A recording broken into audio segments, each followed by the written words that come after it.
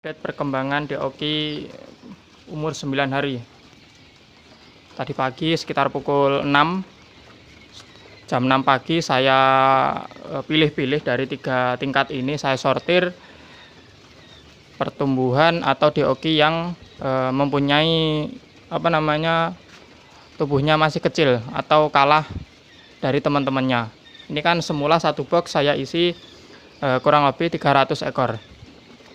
Lalu karena saya lihat kemarin ada beberapa ekor di dalam box ini masih kecil atau pertumbuhannya tertinggal dari teman-temannya karena kalah pakan, sehingga masing-masing box saya sortir, saya pilih-pilih yang kecil dan saya tempatkan yang di bawah ini.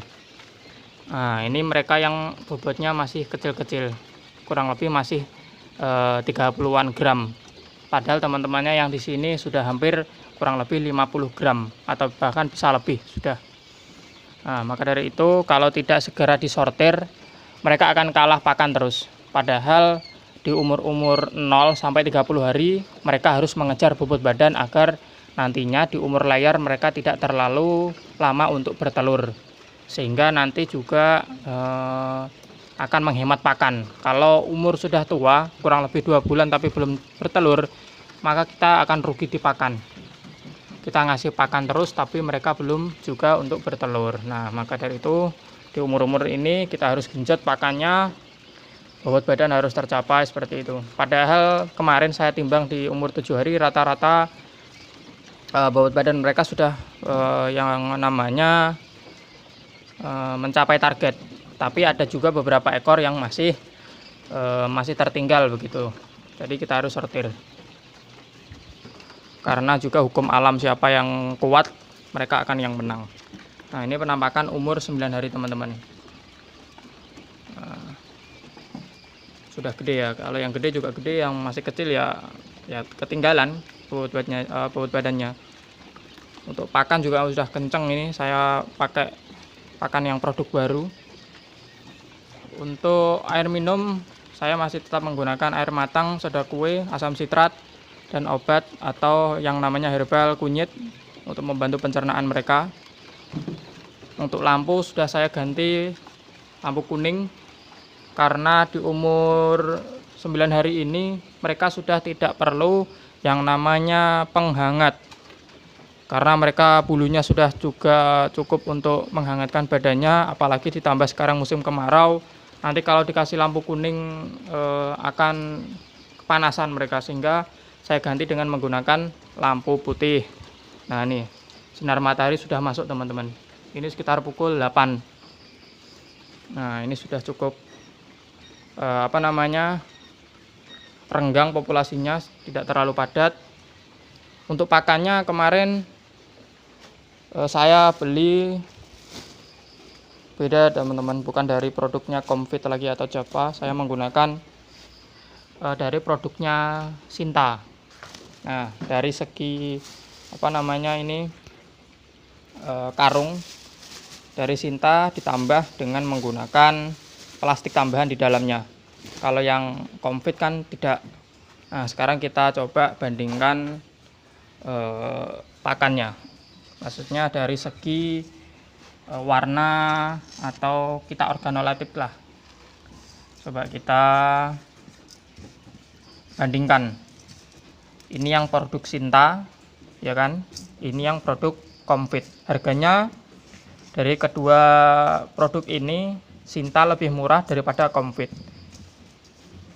Ini saya dapat di harga 360. Kalau yang Comfit ini saya dapat di harga 380.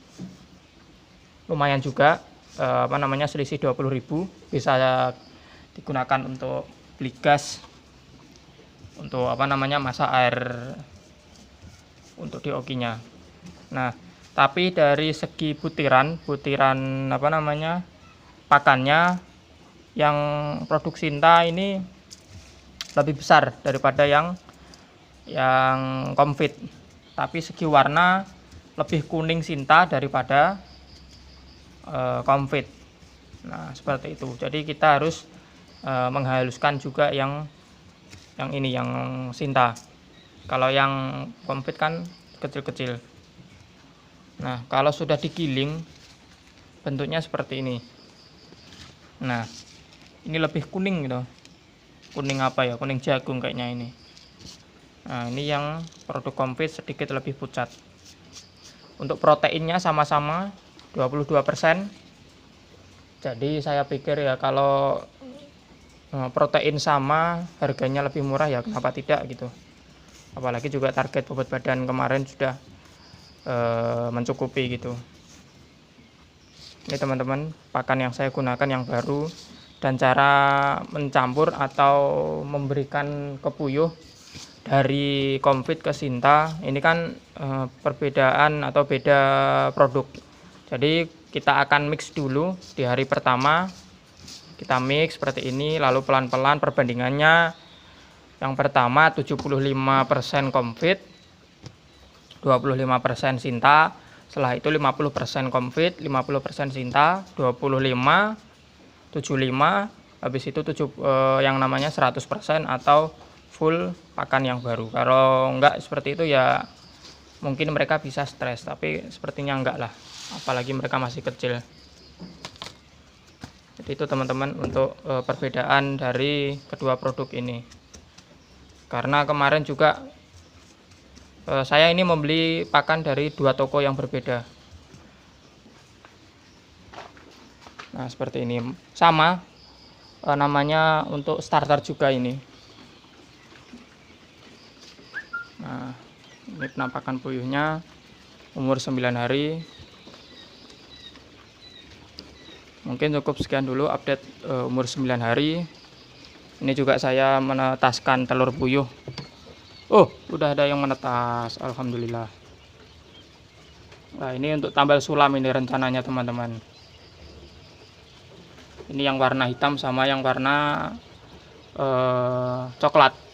Ini yang PS, belum yang ACS atau yang baru menetas langsung bisa dikenali jenis kelaminnya. Ini yang masih indukan yang saya buat sendiri dari kemarin. Beli telur fertil PS dari teman saya, peternak dari kota lain. Saya kembang biakan sendiri kemarin. Dulu sudah saya hampir 1 tahun teman-teman saya untuk mengembangkan atau membuat sendiri indukan puyuh ini. Pertama saya beli telurnya kurang lebih 100 butir, dikirim dari kota A ke sini ke rumah. Ya kurang lebih kalau menetas hanya 50%-nya saja.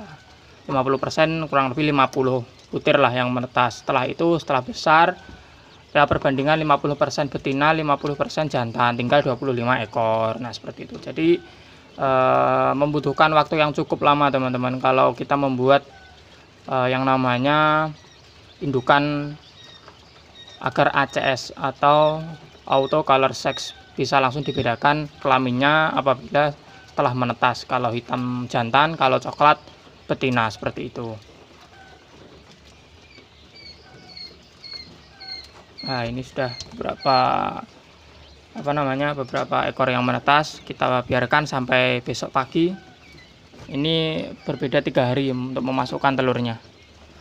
Cukup sekian dulu teman-teman. Assalamualaikum warahmatullahi wabarakatuh.